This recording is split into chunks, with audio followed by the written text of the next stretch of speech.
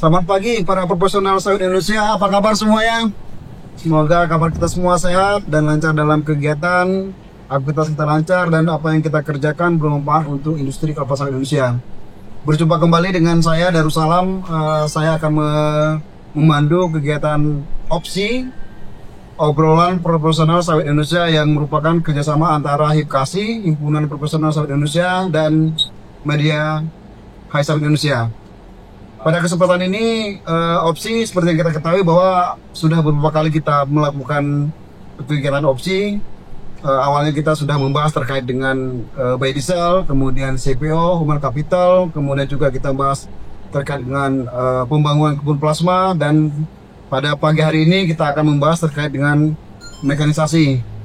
Pada studio sudah hadir dua narasumber yang kita undang. Memang mereka adalah para pakar dari sesuai dengan topik kita pada pagi ini, yaitu terkait dengan mekanisasi. Narasumber pertama adalah Pak Sentot Agus Prasetyo. Gimana kabar Pak Sentot? Sehat? Sehat. Wah, luar biasa ini.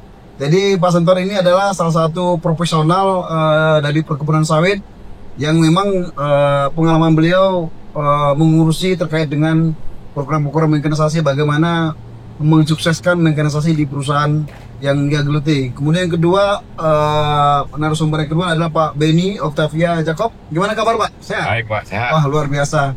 Jadi kalau Pak Benny ini adalah tim yang memproduksi alat mekanisasi panen, khususnya di perkebunan sawit. Jadi dengan adanya Pak Benny dan tim, kita banyak opsi lah terkait dengan alat panen, bukan hanya satu, tapi kita beberapa alat bisa kita coba, akhirnya bisa untuk membantu kegiatan di lapangan gitu. Tanpa ada Pak Benny mungkin mekanisasi di perkebunan sawit agak nggak bisa sukses gitu ya, karena ini beliau menciptakan suatu alat yang bisa membantu kita para profesional di kelapa sawit. Sesuai dengan yang pernah yang sering digembor-gemborkan oleh para praktisi, para profesional di industri kelapa sawit, bahwa dengan semakin majunya perkembangan teknologi, kemudian juga didukung oleh susahnya mencari tenaga, ya kan, makanya kita perusahaan itu mulai menggemborkan mekanisasi. Pak Sentot dan Pak Benny. Pada prinsipnya kan sebenarnya banyak teori lah bahwa mekanisasi itu bisa menghemat biaya, menghemat waktu, dan bisa menggantikan tenaga manusia dan tenaga manusia ke mesin.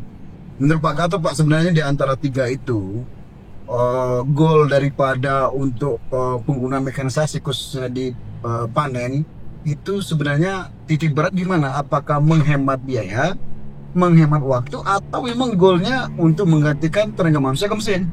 Gimana menurut Pak ini? Pak Sentot? Terima kasih Pak. Kalau dari pengalaman saya ya, sebetulnya tiga-tiganya itu memang berefek, yang mempunyai ibaratnya konsekuensi lah ketika itu. Tapi pengalaman yang saya sudah jalankan sebetulnya lebih untuk saat ini adalah di penggantian daripada tenaga kerja. Jadi penghematan tenaga kerja itu yang paling terasa.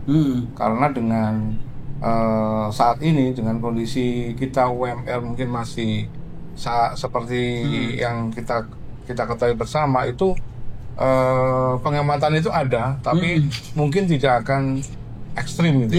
Betul. Jadi tapi nanti dengan berjalannya waktu, nanti mungkin 10 tahun mendatang, 15 tahun mendatang, itu akan terasa.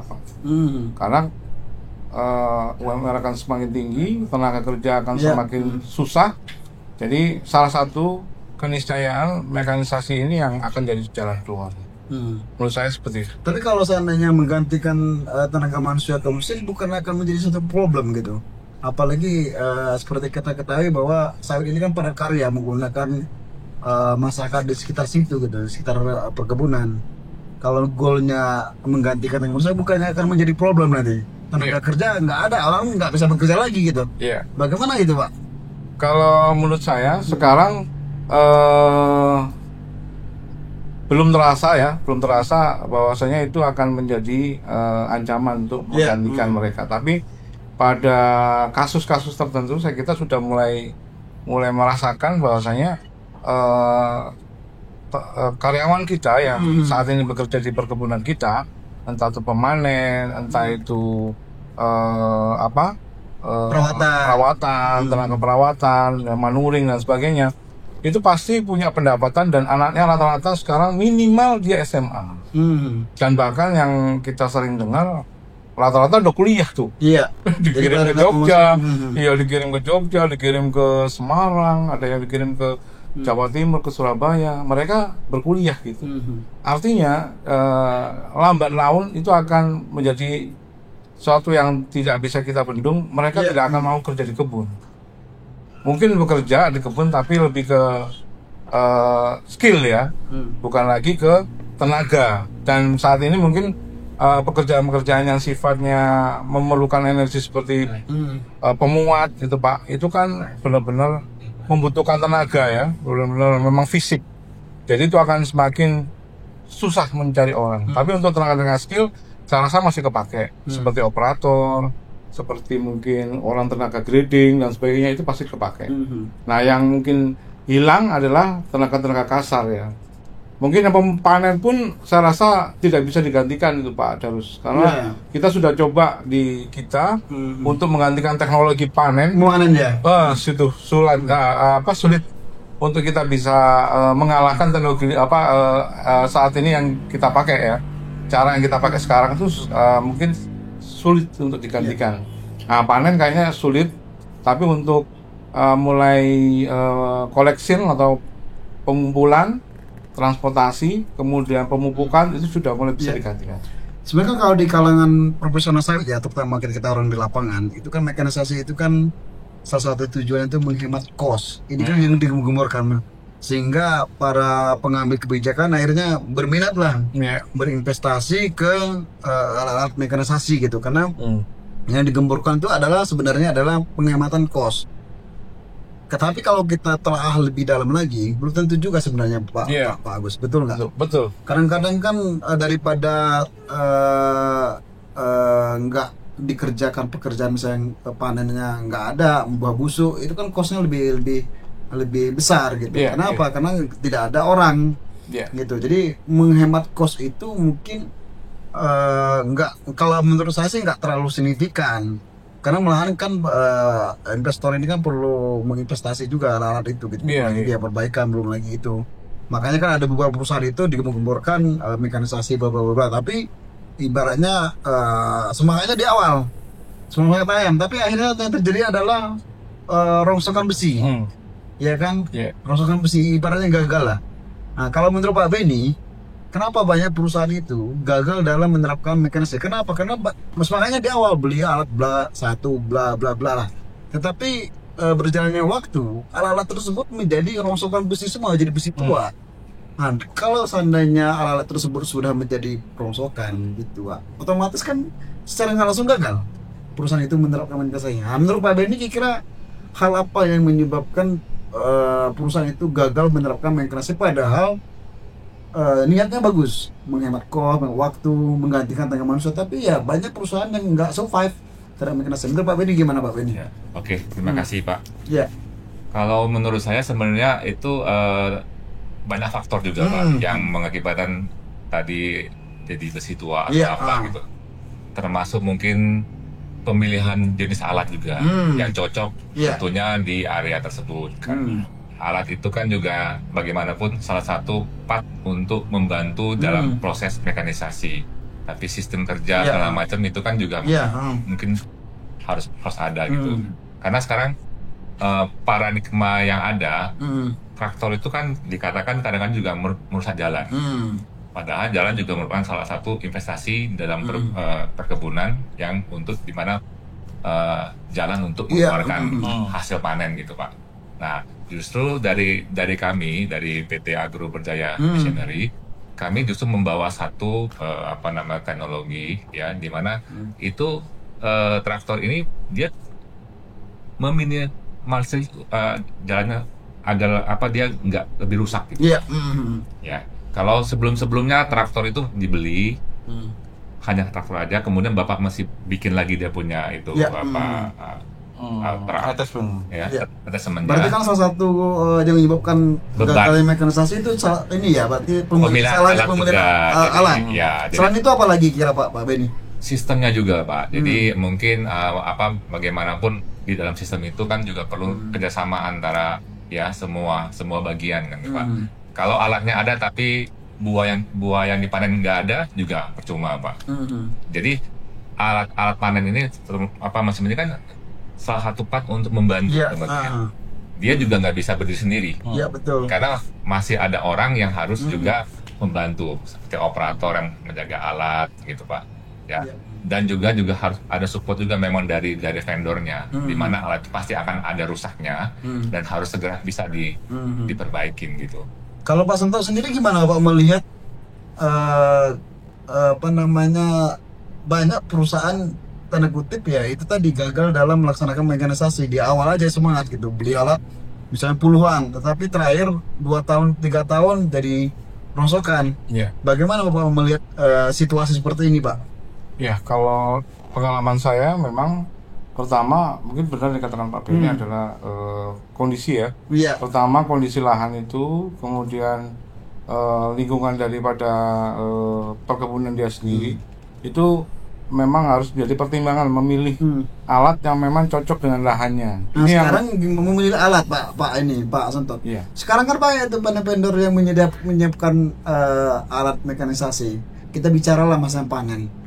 Kalau Pak Sento dalam pemilihan alat ini apa yang perlu diperhatikan? Karena kan kalau kita dibilang disuruh milih alat, misalnya alat traktor itu banyak itu, mungkin ada sekitar 5 atau berapa itu banyak. Jadi kadang-kadang kita bingung milih yang mana nih, semuanya fungsinya sama angkut buat TBS, sama-sama punya keunggulan. Nah kalau dari sisi pengalaman Pak Sento dalam memilih alat ini supaya nggak jadi besi rongsokan, kira-kira apa yang dilihat pertama dulu Pak Sento?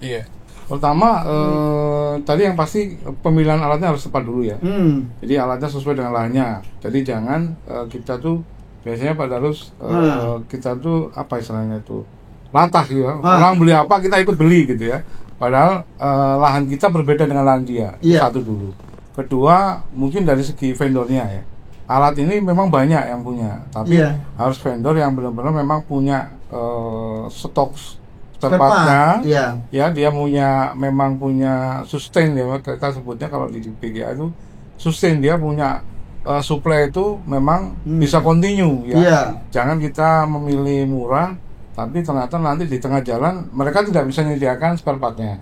Nah yang pengalaman saya di kebun-kebun saya sebelumnya juga, kita terlalu nafsu untuk membeli unit yang mekanisasi yang mau diimplementasi di tempat kita, tapi kita tidak melihat apakah vendor itu punya kemampuan kapabilitas pertama support dari segi teknis. Karena kita kalau terjadi rusak ya. Betul, kami pernah mengalami kejadian, mungkin Pak Benny, Pak Darus itu membeli, katakanlah dia punya brand, tapi begitu kita minta supportnya itu sulit sekali. Itu juga jadi faktor. Kenapa? Karena yang paham betul dari alat itu mereka gitu kan. Kita kan kalau kita user, jadi kita bisa memperbaiki, tapi kita nggak akan bisa sebagus mereka yang punya alatnya gitu ya. Kedua, suplai spare part Pak, itu yang paling penting, karena begitu spare partnya nggak ada, pasti alat itu akan jadi mangkrak. Nah itu yang saya alami. Jadi yang pasti kita sebagai user harus memastikan vendor yang dipilih atau katakan alat yang dipilih benar-benar punya track record yang baik dan punya kemampuan suplai ya. Karena katakan kita punya ini kan mekanisasi tidak berjalan cuma setahun 2 tahun ini. Ini harus long term Pak. Harus long term. Gitu. Kalau cuma setahun 2 tahun, nggak paling mau dari investasinya.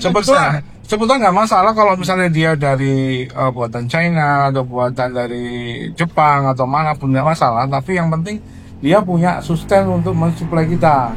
Jadi kita mau membeli partnya 5 tahun lagi, 6 tahun lagi, kita juga ada gitu vendornya itu. Jadi berkelanjutan. Nah ini yang kita banyak tidak mengindahkan masalah itu. Jadi hanya bermain di depannya aja. Kita tidak melihat bahwa dia nanti bisa suplai nggak 10 tahun lagi. Dan yang penting satu lagi mungkin Pak Darus adalah kita harus punya alternatif. Meskipun kita sudah tahu dia bisa suplai dalam jangka panjang, kita kalau bisa beli alat yang memang secara umum spare partnya ada di lapangan Pak, ada di pasar gitu. Walaupun KW ya, atau Iya. itu asli? Walaupun asli maupun OEM, katakanlah dia KW1, KW2 nggak masalah, tapi di pasaran ada. Nah ini kadang-kadang kita tidak memikirkan itu, hanya tahu bahwasanya kamu pernah mengalami kesalahan, kita beli juga alat, tapi yang punya cuma di satu negara aja, di Taiwan. Dan tidak ada produksi di tempat lain gitu. Perlu waktu impor. Nah, kita kira kesulitan di situ. Makin lama makin sulit, akhirnya mangkrak lah. Betul. Nah, jangan sampai kejadian seperti itu Memang lagi. kita kadang di kalangan profesional gitu kadang memang hal yang pertama kita tanya adalah spare part. Pasti kita tanya spare part gitu. Iya. Bahwa ini sanggup nggak menyediakan spare part. Kadang-kadang kan kita secara lisan, secara speaking mungkin mereka menyanggupi gitu, tapi secara aktual kan belum tentu. Nah jadi kalau pengalaman Pak Benny, bagaimana cara melihat vendor ini betul-betul komit dalam menyiapkan spare part? Karena kadang-kadang sebagai lisan, oke, kami siap, tetapi secara aktualisasinya kan kadang-kadang susah. Gitu. Nah, mungkin dari Pak Benny bisa sharing bagaimana cara kita menilai bahwa suatu penyedia alat mekanisasi itu betul-betul komit, betul-betul punya kemampuan dalam menyiapkan spare part supaya kita nggak salah pilih, betul kan Pak Santot ya? Iya betul sekali. Gitu. Gimana Pak Benny mungkin bisa sharing? Oh, berarti kalau ciri-cirinya kayak gini, berarti memang dia punya spare part yang banyak, punya komitnya. Gimana Pak cara menilai lah? Iya. Gitu. Jadi sebenarnya bisnis ini kan adalah satu pertama dimulai dengan trust dulu. Iya, Ya, betul. Nah, trust ini percayaan. kan ya akan dibangun dengan saling itu mengenal gitu lah. Dan kalau dalam perusahaan kami dari Agro Berjaya Machinery ya, kami kan sudah berkecimpung di industri kelas ini kan udah lama ya. Jadi kami juga tahu istilahnya atau kalau kita jelek akan jelek selamanya. Kalau kita bagus akan bagus selamanya. Karena teman-teman industri ini dunia kecil, Pak. Ya. Betul. Pindah sana pindah akan ketemu. Nah, tapi tetap harus ada namanya action, Pak. Indikatornya seperti itu. Iya. Apa indikatornya? Satu. Kalau dari sistem kami, Pak, ya kami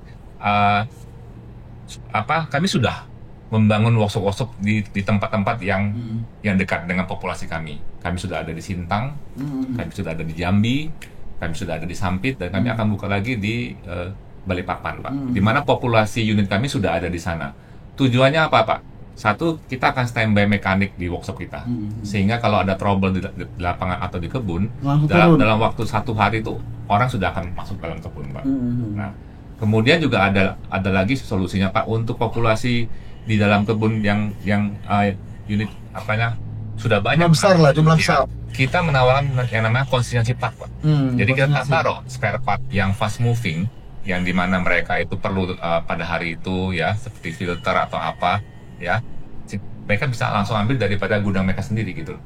Jadi tinggal nanti mereka calling ke HO-nya. Memang kalau konsinyasi spare part ini memang syaratnya utamanya adalah quantity. Iya. Kalau kuantitinya sedikit biasanya dari pihak vendor nggak mau Pak Ben. Benar. Ya, Jadi kan? kalau populasinya udah banyak, biasanya kan karena sama aja, Pak. Betul. Taruh di gudang kami atau di gudangnya customer, toh barang ini juga akan terpakai pada akhirnya gitu. Ya. Berarti yang kita lihat adalah sebaran daripada Benar.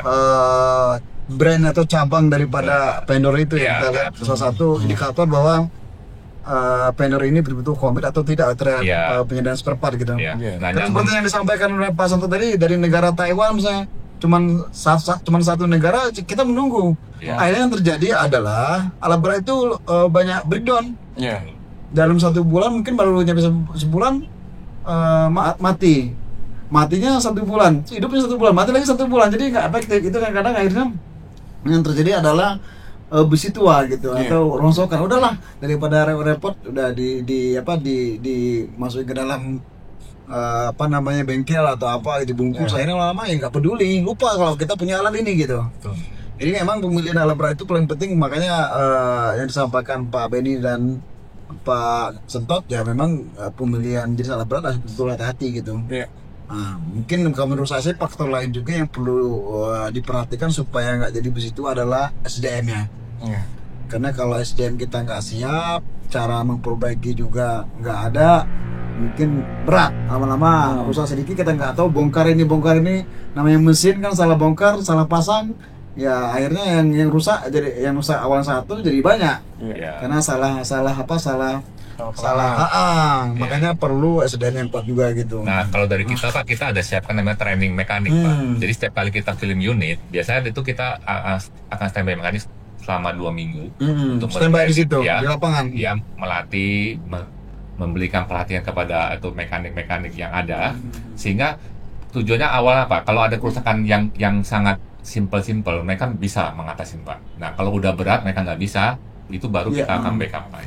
Itu tujuannya. Betul. Jadi gini Pak Sentor, kalau di lapangan itu kan banyak faktor sebenarnya yang menentukan keberhasilan penerapan mekanisasi. Faktor yang paling utama menentukan keberhasilan itu kira apa Pak Sentor ya? Faktor paling utama lah. Iya.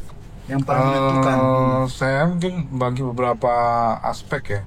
Kalau dari aspek teknis itu adalah memang kita yang SDM-nya memang menguasai alat itu. SDM-nya ya, sudah bisa mengoperasikan, kemudian merawat unit itu ya, supaya unit itu bisa bekerja optimal gitu ya.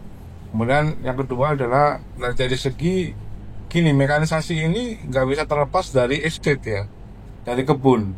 Artinya kita usernya ini harus bisa diinsert budaya baru gitu. Kalau mekanisasi ini kan sesuatu yang baru, dia biasanya manual terus berubah jadi mekanis gitu kan.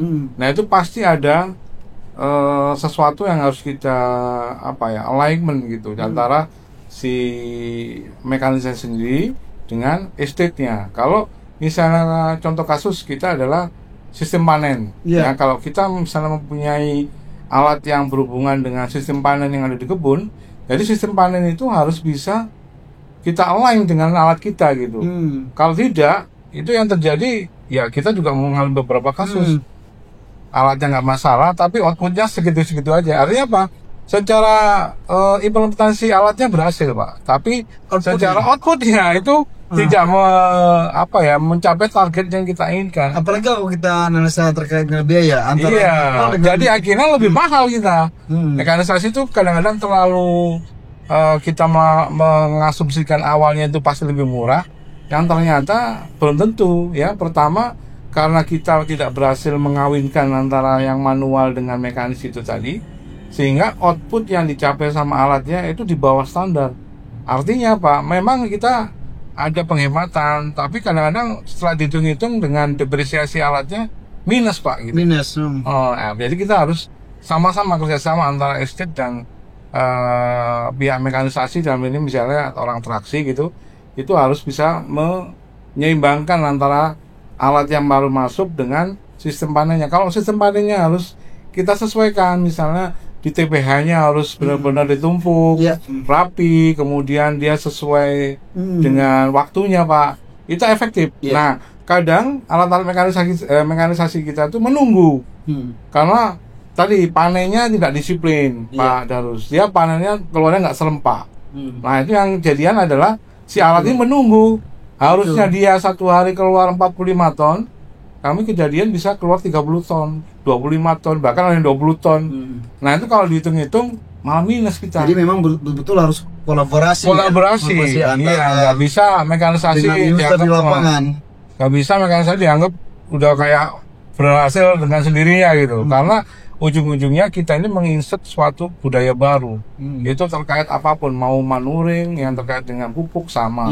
Kita tetap akan perlu yang manual sekarang. Itu kita diinsert, gimana caranya bisa maksimal gitu. Itu Pak, saya bilang di awal tadi Pak, bahwa SDM itu perlu Pak. Iya. Karena kalau kita SDM-nya nggak kuat, nggak siap, itu pasti mekanisasi nggak jalan di lapangan. Jadi yang terpenting juga Pak Darus, yang saya alami atau pengalaman kami adalah perubahan budaya. Itu tidak bisa kita pungkirin.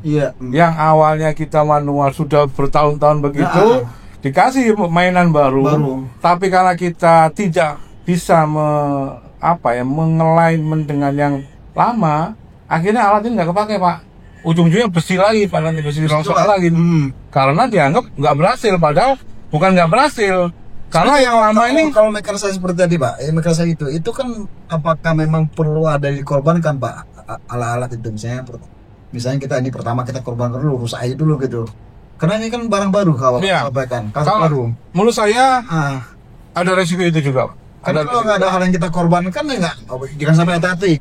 hati-hati rusak, kalau ke jalan gitu maksudnya. Iya. Jadi mungkin makanya dalam prakteknya Pak, di pengalaman kami adalah di implementasinya kita nggak usah langsung volume besar untuk beli unitnya. Memang kita insert dulu. Pertama, yang pasti akan lama adalah perubahan budaya. Yang kedua, kita durability. Nah, mungkin alat dari Pak Benny juga durability-nya kita harus benar-benar pastikan. Kalau memang kita harus membeli unit itu, pastikan dulu kita harus trial dulu dengan berapa kondisi yang ekstrim di sana supaya apa? Durability itu Pak. Karena hubungannya juga karena dengan tadi dari awal kita sampaikan kita harus sesuai dengan lahan kita. Jadi belum tentu misalnya alat dari Pak Benny itu nggak berhasil di satu tempat karena kesalahan alatnya. Mungkin yang kesalahan dari yang implementasinya gitu. Ini nggak begini caranya. Jadi gitu. Perlu dianalisa lebih lanjut lah. Betul. Antara vendor ya dari pihak Pak Benny, dari orang traksi mekanisasinya dengan orang kebun itu satu harus ini match, harus match. Karena nggak bisa salah satu yang mengalahkan yang lainnya. Kita harus pastikan memang dari sisi vendornya memang bisa support, dari mekanisasinya memang bisa implementasinya, dari estate-nya bisa menyesuaikan dengan budaya barunya itu Pak. Gitu. Betul. Jadi kalau di perkebunan itu kan banyak jenis pekerjaan Pak. Kita misalnya dari mulai perawatan juga banyak, ada pupuk, kemudian penyemprotan, kemudian juga ada sesus, kemudian juga kegiatan panen. Dengan kompleks, dengan banyaknya pekerjaan di lapangan, menurut Pak Santo, pekerjaan mana yang menjadi priority untuk dilakukan mekanisasi dengan kondisi saat ini? Menurut saya yang paling potensial ya Pak Benny ya, maaf, adalah panen sama perawatan manuring. Itu yang paling strategis menurut saya. Pertama, kalau panen Pak, pengalaman kami sampai sekarang ini mungkin kita harus waspada masuk ke infill Pak. Jadi Bapak berarti saat ini fokus di panen? Kami fokus di panen, tapi kami tidak sampai ke infill Pak Darus. Karena lahan kami terus terang, lahan di BGA Pak, itu kita marginal. Jadi kami mineral cuma 20% Pak dari semua total BGA itu 10 atau 20% saja. Kita lainnya itu sudah lahan yang marginal. Artinya kalau kita memaksa, kita sudah coba Pak Darus memasukkan farm traktor atau unit-unit yang lain, itu kondisinya tetap struggle, jadi tetap payah, dan itu mengancam ke produksi kita Pak. Tapi saat ini masih fokus ya di panen ya? Pasti fokus panen, tapi kita bermainnya di collection Pak. Jadi di pengumpulan itu pun kita masih dapat rupiahnya, masih PPH ya, di PPH. Itu lebih aman dan pasti berhasil. Tapi cara panen tetap masih manual, cuma pengangkutan yang mekanisasi ya. Betul. Jadi mungkin kita hanya merubah di TPH aja Pak, tumpukannya dirapikan, kemudian panennya harus rempak, kemudian kita memakai bin dengan MTG TPH. Itu yang kita ini lakukan di BGA. Nah, yang kedua adalah manuring Pak untuk yang pupuk. Jadi kita fertilizer spreader itu pasti berhasil Pak. Ya, MDEC.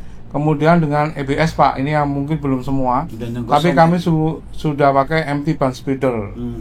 EBS. Total di BGA kita sudah ada 23 unit yang kita pakai itu. Jadi kalau secara umum Pak, dari dua ini kita menilainya adalah lebih ke arah bahwasanya pemastian daripada proses aktivitas di perkebunannya itu memang berjalan Pak. Contoh kasus fertilizer spreader sama EBS. Itu kita memang dari segi penghematan ada, tapi yang paling besar Pak adalah pemastian pupuk itu terimplementasi Pak secara kena schedule. Semua di tanaman. Kena semua. Itu yang paling penting daripada kita mengandalkan manusia, artinya tenaga borongan itu lebih banyak variasinya Pak. Kita mundur bisa jadi nggak terimplementasi gitu kan. Tapi dengan alat itu bisa gitu. Kita pasti dengan alat seperti yang Pak Benny tadi. Berarti pada intinya Bapak saat ini fokus di panen ya, panen dan manuring dan pupuk-pupukan. Ya, itu yang paling besar. Itu yang fokus yang dari dikerjakan sekarang ya. Iya, benar. Gitu. Kalau dari Pak Benny ya, dari sisi vendor Pak, kira-kira alat apa yang Bapak bisa support? Karena kadang-kadang sekarang itu kan memang seperti disampaikan Pak Santo bahwa sekarang fokus di panen kan. Berarti kalau fokus di panen berarti kan cara pengangkutan. Karena kalau cara mana ini tetap pakai tenaga manusia, tetapi pengangkutan buahnya apakah dari dalam blok ke TPH, dari TPH ke pabrik. Nah, kalau dari Pak Benny sendiri dari ABF, kira-kira alat apa yang bisa support tim perkebunan gitu? Mungkin Bapak punya produk atau punya alat, kira-kira seperti apa gitu? Ya, kalau varian produk kami memang varian produk kami memang kami ada Pak. Jadi yang satu tadi seperti Pak Santo sampaikan bahwa untuk pemupukan kami ada Pak yang jadi yang traktor yang ada Vitigo-nya. Mungkin kita panen gimana Pak? Panen bisa support gitu. Nah, kalau panen justru kita ya menyediakan alat itu yang dia bisa masuk ke dalam infill Pak. Ya. Infill itu memang tadi seperti Pak Santo bilang itu kan kita perlu perhatikan ya apa dari sisi bagaimana kesiapan lahannya. Nah, salah satu yang kita siapkan adalah kita siapkan tuh ban lebar Pak. Dengan ban lebar itu tujuannya dia memastikan compaction di dalam itu dia jangan sampai merusak akar Pak. Jadi dia bisa langsung masuk dalam piring pasapikul dan dia bisa langsung keluar sampai ke dalam bin system itu. Jadi ini mengurangi namanya double handling. Nah, dengan sistem grabber gini juga membantu ya. Jadi cukup operator satu sama satu helper. Jadi mereka yang akan mengkolek itu hasil panen di setiap itu blok itu Pak. Nah, tadi kan saya dengar dari Pak Santo sudah pakai sistem bin kan. Jadi memang ini paling efektif Pak. Jadi langsung buahnya nggak perlu lagi ke TPH, langsung ke dalam bin sistem. Bisa juga langsung ke pabrik ya. Nah, ini yang tipe ada juga yang yang langsung ke pabrik, jadi udah kayak truk Pak, tapi udah 4 wheel dia Pak. Kalau yang 4 wheel ini dia istilahnya mencari lokasi kebun yang udah dekat dengan mill. Jadi dia nggak perlu lagi pakai truk gitu. Jadi nah untuk jalan-jalan ya ini memang kadang-kadang kondisi kebun-kebun kita beda-beda Pak. Ini antara traktor dengan belakang ini satu kesatuan atau berbeda nih sebenarnya? Nah, traktor kami justru ini Pak bedanya. Biasanya kan tadi yang saya sebutkan di awal bahwa biasanya orang beli traktor mesti menyiapkan lagi namanya attachment-nya. Itu trailer belakang. Trailernya apa scissor lift-nya. Kalau di wheel traktor kami itu Bapak beli udah satu set Pak. Jadi dia itu dia punya scissor lift atau dia punya trailer udah menempel dalam traktornya. Berarti bagian trailernya bisa mendorong ke depan berarti. Kalau selama ini kan dia menarik sistemnya. Ini udah nempel Pak, udah nempel di atas ban. Jadi biasanya kan kalau orang traktor kan berarti ada dua axle tambah yang di belakang. Ini cukup dua, satunya itu yang di ban belakang udah nempel dia punya bak Pak. Nah itu salah satu dia punya keunggulan gitu.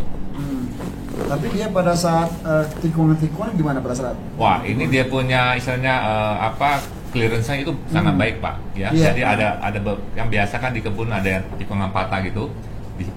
Dengan kita punya mesin ini Pak, dia bisa langsung dapat satu putaran gitu.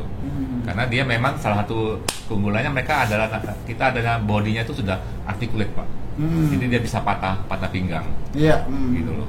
Kemudian itu dia istilahnya juga banyak tadi udah lebar. Kemudian yang paling penting sebenarnya Pak traktor itu adalah di brake-nya Pak, di bagian pengereman. Biasanya itu kan sangat open. Open itu kan berarti kan ada lumpur segala macam yang bisa mempercepat ya ausnya itu bagian rem. Nah di kita itu udah ditutup Pak. Jadi dia akan lebih safety Pak di situ Pak. Karena tadi kan kembali tadi Pak Darussalam sama Pak Santo bahwa SDM juga perlu betul. Alatnya kalau bagus tapi nggak dijaga Pak ya sama aja Pak. Makanya kita perlu sama-sama untuk berkolaborasi dengan pihak juga. Cuma sekarang gini Pak Santo, sekarang orang banyak image bahwa traktor itu kan memang merusak jalan. Makanya orang kan sekarang udah mulai berbondong-bondong nggak mau pakai traktor. Tetapi waktu di lapangan kita nggak bisa terlepas dari mana, kita nggak bisa ibaratnya nggak bisa lepas dari alat unit traktor. Memang sekarang dengan improvisasi, dengan inovasi ya orang vendor berlomba-lomba untuk mensiasati atau memodifikasi ban gitu. Ya kan, karena orang Indonesia traktor pasti merusak jalan. Jadi jalan yang sudah bagus, karena sudah ada pelang, sudah ada tanda bahwa itu tidak boleh masuk traktor. Yang boleh cuma truk. Gitu. Nah kebun yang belum stabil itu nggak bisa lepas dari traktor. Kenapa? Karena tanpa ada traktor, gua nggak bisa keluar. Ya kan nggak bisa keluar gitu. Bahkan jalan hancur, lumpur gitu. Nah, semakin traktor sama trailer masuk, makin hancur jalan. Nah, kalau dari unit Bapak sendiri gimana dengan melihat dengan masuknya unit dengan trailer ditarik, narik trailer, jalan makin hancur, bukan makin bagus. Makin awal dalam cuma misalnya 30 cm, masuk traktor trailer menjadi lebih dalam lagi, jadi 50 cm, masuk lagi masih dalam lagi, jadi bisa-bisa jadi 1 meter malah tenggelam gitu. Nah, kalau dari Bapak mensiasati gimana caranya supaya image orang bahwa traktor itu merusak jalan di ibaratnya dengan alat kami ya nggak seperti itu gitu. Karena itu Pak, generasi sebelumnya traktor itu dia cuma desain hanya sebagai traktor. Dia belum punya trailer Pak. Makanya beban trailer ini juga jadi masalah Pak. Waktu dia narik beban, ini kan ada satu beban yang dia akan tarik. Nah, dengan kita punya yang sekarang yang baru Pak, beban itu udah di atas ban Pak. Beban di atas ban. Iya. Jadi dia nggak akan lagi itu merusak jalan Pak. Gitu. Dan kita satu lagi Pak, kita ada sistem namanya differential lock Pak. Pada saat dia misalnya di jalan yang agak dalam, ya, itu keempat roda itu semua berputar Pak. Beda dengan traktor yang lain. Yang belakang bisa narik ke depan atau dorong ke depan. Dia empatnya jalan Pak. Jadi dia bukan seperti ban cacing yang bisa muter. Karena biasanya kan selama ini kalau misalnya ngambil TBS itu punya trailer itu kan ditarik sama traktor, itu yang menyebabkan beban besar. Itu secara umum ya. Secara umum gitu. Jadi belakang itu ada trailer diisi dengan buah, kemudian ditarik. Sebenarnya selama ini kan trailer itu ditarik. Itu kan udah macam beban mati kan Pak, yang ditarik. Nah di kita beban mati itu udah dipindahkan Pak ke dalam. Seberapa kuat unit Bapak dalam? Sangat kuat Pak. Saya itu kita bisa coba kita lihat video. Ada video tidak salah satu lokasi yang kalau Bapak lihat itu ya itu sebelumnya itu mereka sangat sulit untuk mengeluarkan buah ya. Dengan mereka punya unit traktor yang ada pun mereka nggak bisa Pak ya. Dengan kita punya unit malah itu bisa. Dia udah macam seperti saya sebut amfibi gitu kalau ya. Ini kondisi kan kondisi jalannya sangat parah. Begini, dengan kondisi seperti ini masih mampu nggak Pak? Nah, ini Bapak lihat sendiri ya, itu yang ada muatannya kita punya unit traktor. Ini yang 50 horsepower Pak, ya. Muatannya itu kita rekomendasi 3 ton. Ya, tapi kadang-kadang bisa mereka muati lebih gitu. Memang secara kondisi memang kondisi jalan ini kan parah gitu. Parah Pak. Parah maksudnya mereka nggak bisa keluar buah Pak. Ibaratnya ya mestinya nggak seperti ini kalau kebun yang bagus. Tapi kan dengan kondisi seperti ini kita harus mencari alternatif. Alternatif unit yang bisa melewati kondisi jalan itu. Karena kalau kita hanya menunggu saja, berarti kan buah di batang akan busuk. Ini kondisi waktu itu memang curah hujan lagi tinggi, di mana itu sedangkan. Nah kalau kondisi seperti video ini, berarti kan dia 4 roda itu bergerak semua. Bergerak semua Pak. Jadi kalau secara engine-nya Pak, ini kita udah coba di Medan. Tadi kata Pak Sentot, biasanya kan kebun akan coba di beberapa titik yang sangat ekstrim. Kalau DSM ini bisa lewat, berarti kan di area yang lebih mudah, ini pasti akan nggak ada masalah. Jadi 4 ban ini bergerak semua ya? Betul Pak. Dan Bapak lihat banyak kan lebih lebar. Jadi dia itu sebenarnya kalau untuk jalan. Karena dia kondisi video ini kan dia bukan menarik belakang, tapi memang dia berjalan seperti truk Pak. belum ikut gitu. Kalau dia narik ini akan lebih berat Pak, karena beban dia sendiri yang dia tarik kan sudah ada di belakang gitu. Oke, Pak Santo, mungkin terkait dengan kita bicara masalah mekanisasi panen ya, khusus panen itu. Memang ini menjadi problem semua perusahaan lah. Bagaimana berlomba-lomba untuk mekanisasi pengangkutan. Memang sekarang itu yang bisa dilakukan mekanisasi pekerjaan panen itu hanya pengangkutan aja. Kalau panen kan belum. Nah, kalau Pak Sentot selama ini menganalisa Pak Sentot dengan menggunakan mekanisasi dan tanpa mekanisasi, selisih biaya berapa sih sebenarnya Pak Sentot?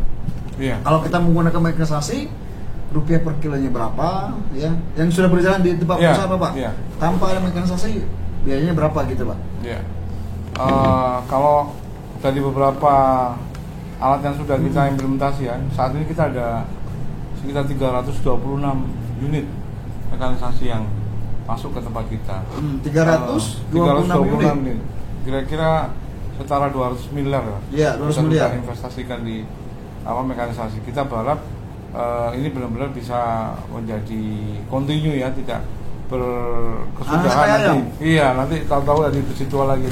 Jadi kita maunya terus berjalan. Tapi kalau melihat perbedaan cost ya Pak, yang paling besar itu di manuring ya. Manuring itu rata-rata kita bisa untuk pemupukan Pak itu bisa sampai 30% turun dari. Kalau untuk pengangkutan mungkin kalau dari segi rupiah ya itu kalau kata bisa di Rp15 per kilo itu udah bagus Pak.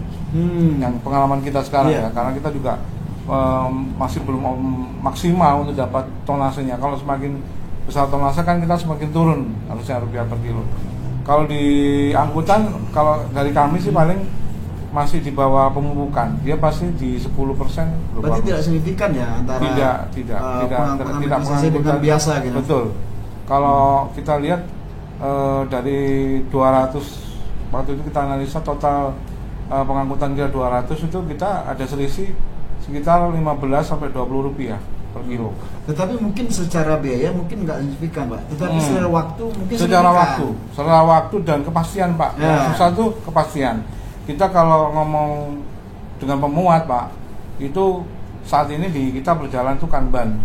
Kita tuh maksimal jam 6 sore Pak terus. Itu kita harus bisa sampai di pabrik. Kita sekarang masih levelnya masih di 15% yang ada di atas jam. Yang kedua juga bisa efisiensi penggunaan dan truk. Iya. Dan itu kan nggak nunggu terus nggak mencari-cari, kemudian kita nggak balik ke blok-blok itu lagi misalnya untuk mencari buah. Karena kalau dump truck ini kan terkait dengan driver nanti terkait dengan perumahan. Nah itu mungkin penghematan yang sebetulnya selama ini kita nggak hitung Pak. Jadi kita tuh sebetulnya Pak Benny ada hidden cost yang kita nggak pernah sampaikan atau kita tidak pernah bahas. Jadi pertama seperti Pak Darus bilang tadi perumahan. Kemudian tunjangan-tunjangan hilang semua itu Pak. Kemudian fasilitas umum yang harus kita sediakan untuk mereka itu nggak ada semua. Itu sebetulnya nilainya bisa lebih besar dari yang sekarang kita. Kalau sekarang kita yang sering kita bandingkan hanya ongkos produksinya saja, ongkos operasional aja yang kita bandingkan. Bukan efek daripada penerapan mekanisasi. Betul. Jadi kalau masalah tunjangan, fasilitas rumah, fasum, kemudian misalnya beras, biasanya kan kita ada beras Pak untuk karyawan. Itu enggak kita hitung. Kita masih menghitung yang besar-besaran saja. Terutama yang besar memang rumah Pak. Rumah itu sebetulnya sangat nyata itu. Kalau kita bisa mengurangi jumlah manpower seperti pengalaman kami Pak, misalnya kayak vegetasi speeder itu kalau dihitung-hitung ya memang untuk pemupukan yang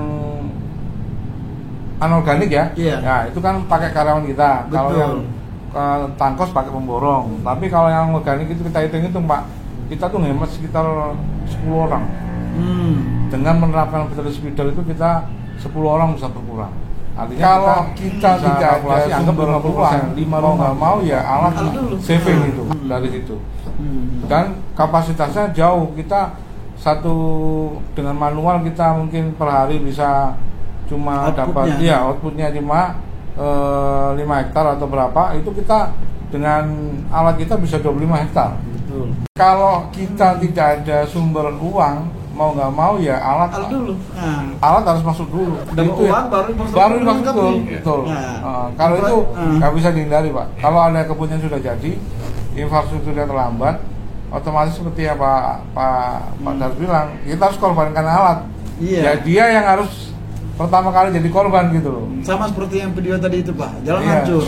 Tapi kalau nggak pakai alat, nggak akan keluar uang. Bagaimana menghasilkan uang? Tapi kalau masuk uang, uang itulah nanti dipakai untuk memperbaiki jalan rusak tadi. Nah, ketika jalan sudah bagus, ya mungkin disesuaikan kembali penggunaan alat gitu. Memang kuncinya itu waktu replanting Pak. Jadi sekarang yang kita alami Pak Darus, replanting itu kunci awal. Jadi kita sampai saat ini pun kita sudah menginset mekanisasi ketika replanting. Iya. Jadi sekarang desainnya udah desain dari awal. Betul Pak. Jadi jangan menyisakan masalah ketika dia sudah besar nanti. Bahkan sampai sekarang pun Pak ada ya alat seperti kita menurut Pak Benny tadi yang collecting buah itu kita sudah insert sekarang Pak. Padahal per hari cuma dapat 15 ton, 20 ton. Tapi nggak apa-apa Pak. Kita sudah biasakan di situ mainnya itu. Jadi kita nggak akan insert lagi orang di situ. Kita budayakan dulu Pak. Budayakan dulu. Betul. Jadi kita budayakan, biasakan dulu. Mereka sudah pakai terbiasa dengan mekanisasi supaya nanti ketika dia sudah nyampe umurnya dia di TM itu kita benar-benar bisa ngerasain Pak. Tapi sebenarnya Pak Sontot, ini kan terkait dengan replanting atau pembukaan lahan. Sebenarnya mulai tahun berapa sih sebenarnya mekanisasi ini mulai digaung-gaungkan tuh? Kenapa nggak dari dulu?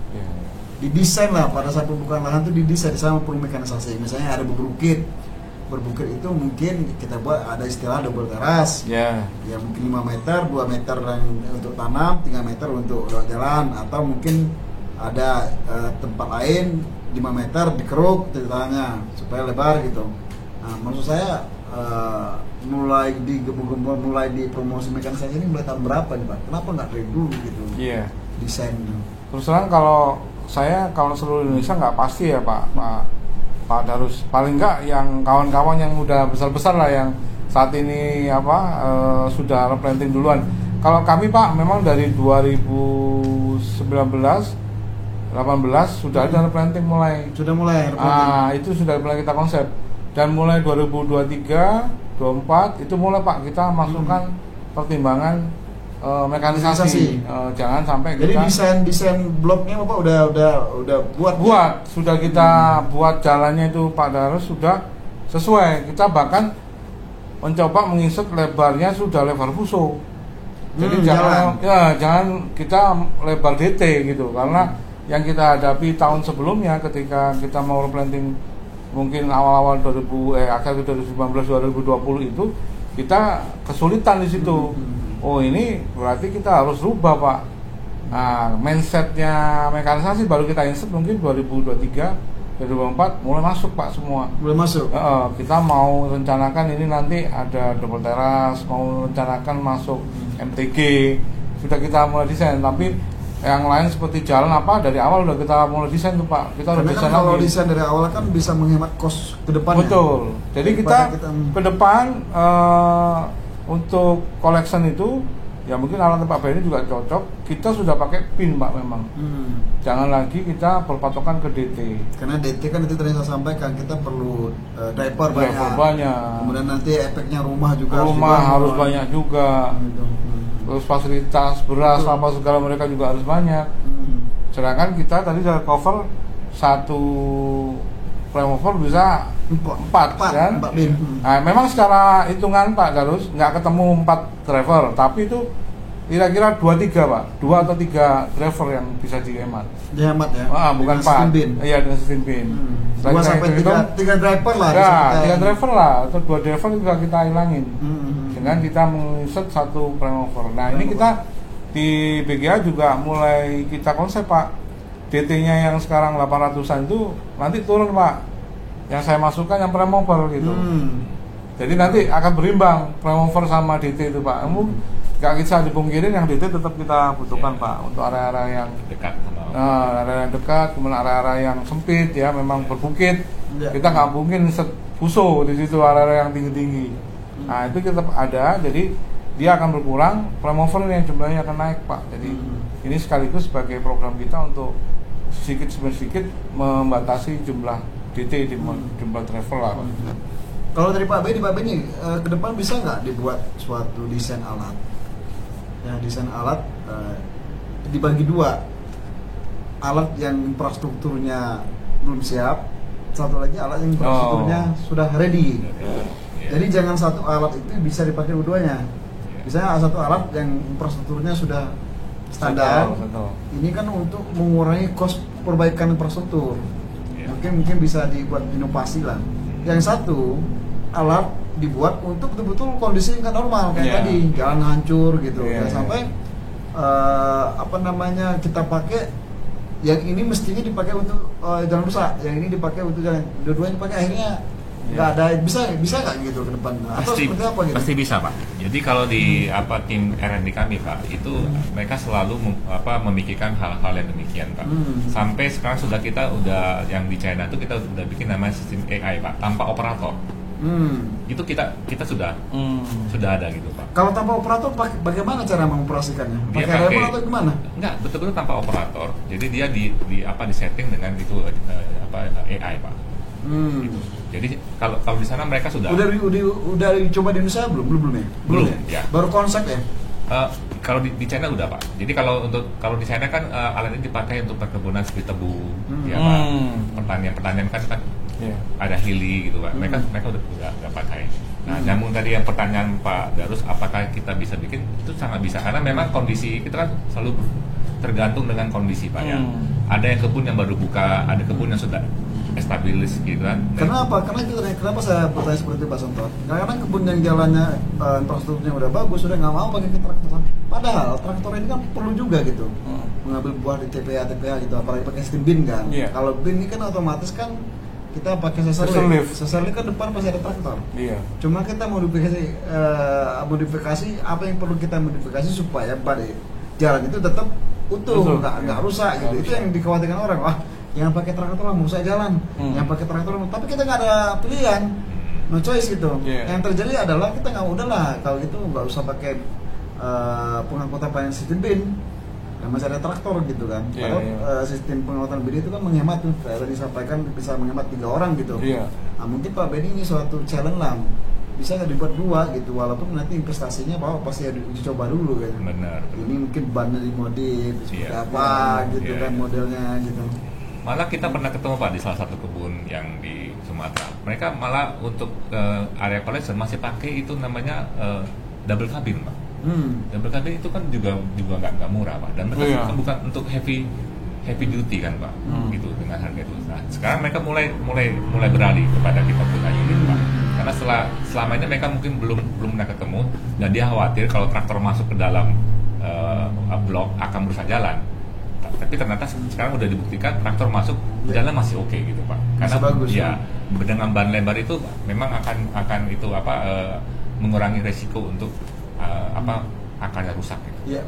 Nah, jadi itu mungkin juga bisa jadi salah satu solusi ya, bahwa memang ya paradigma traktor itu merusak jalan sebenarnya itu mungkin yang akan kita perlahan Pak. Kita akan edukasi ya. Sama inovasi Pak. Jadi inovasi. Perlu kayak ban itu kan mungkin ban dicari celah lah supaya tidak merusak jalan gitu. Karena kan biasanya kan bebannya berat, kemudian kondisi ban juga nggak mendukung, akhirnya bisa merusak jalan gitu. Itu yang mungkin perlu dipertimbangkan. Kemudian Pak Benny ke depan kira ini kan kalau di mobil kan sudah di umur mobil listrik tuh. Kira memungkinkan nggak traktor listrik? Kalau dibilang kemungkinan itu pasti ada Pak. Ya, karena itu namanya satu teknologi. Cuma kalau kita lihat kalau untuk di area perkebunan untuk traktor sendiri kan, berarti kalau dia mau pakai listrik, dia perlu satu alat untuk stasiun untuk pengecasan gitu, Pak. Karena kalau traktor ini kan mobilitasnya nggak jauh. Ya mungkin ini salah satu mungkin bisa challenge juga gitu kan, karena salah satu item biaya itu kan solar. Ya kan, kalau traktor itu kan satu